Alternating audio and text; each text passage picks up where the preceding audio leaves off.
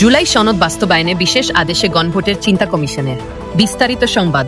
যত দ্রুত সম্ভব জুলাই জাতীয় সনদ বাস্তবায়নের উপায় নিয়ে অন্তর্বর্তী সরকারের কাছে নিজেদের সুপারিশ জমা দিতে চায় জাতীয় ঐকমত্য কমিশন।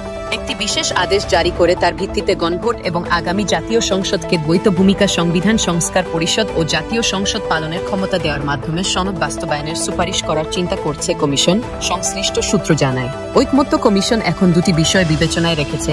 একটি হলো বিশেষ আদেশের ভিত্তিতে পুরো জুলাই সনদকে গণভোটে দেওয়ার সুপারিশ করা, অন্যটি হলো জুলাই সনদের কিছু প্রস্তাব বিশেষ আদেশের মাধ্যমে বাস্তবায়ন এবং কিছু প্রস্তাব গণভোটে দেওয়ার সুপারিশ করা।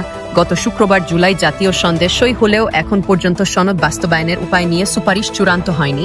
এ মাসের মধ্যে এ সংক্রান্ত একটি পূর্ণাঙ্গ সুপারিশ সরকারকে দেবে ঐকমত্য কমিশন।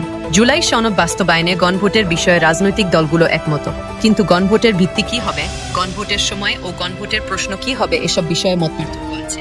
সংশ্লিষ্ট সূত্র জানায়, ঐকমত্য কমিশন এখন দুটি বিষয় বিবেচনায় রেখেছে। একটি হলো বিশেষ আদেশের ভিত্তিতে পুরো জুলাই সনদকে গণভোটে দেওয়ার সুপারিশ করা, অন্যটি হলো জুলাই সনদের কিছু প্রস্তাব বিশেষ আদেশের মাধ্যমে বাস্তবায়ন এবং কিছু প্রস্তাব গণভোটে দেওয়ার সুপারিশ করা। জাতীয় ঐকমত্য কমিশন সূত্র জানায়, রাজনৈতিক দল ও বিশেষজ্ঞদের মতামতের ভিত্তিতে এ সংক্রান্ত একটি খসড়া আগেই তৈরি করেছে কমিশন।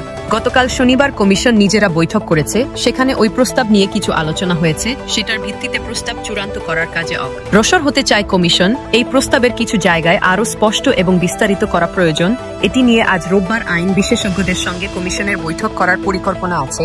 এছাড়া রাজনৈতিক দলগুলোর সঙ্গে অনানুষ্ঠানিক আলোচনাও অব্যাহত থাকবে, সূত্র জানায়। কমিশন মনে করে, গণভোটে যেতে হলে আগে জুলাই সনদ নিয়ে একটি আদেশ জারি করতে হবে। সে আদেশে কি কি থাকবে তা এখনো ঠিক হয়নি। গণভোটের প্রশ্ন কি হবে সেটাও চূড়ান্ত হয়নি। গণভোট জাতীয় সংসদ নির্বাচনের দিন একই সঙ্গে হবে নাকি আগে, বিষয়টি সরকারের সিদ্ধান্তের উপর ছেড়ে দেওয়ার চিন্তা আছে।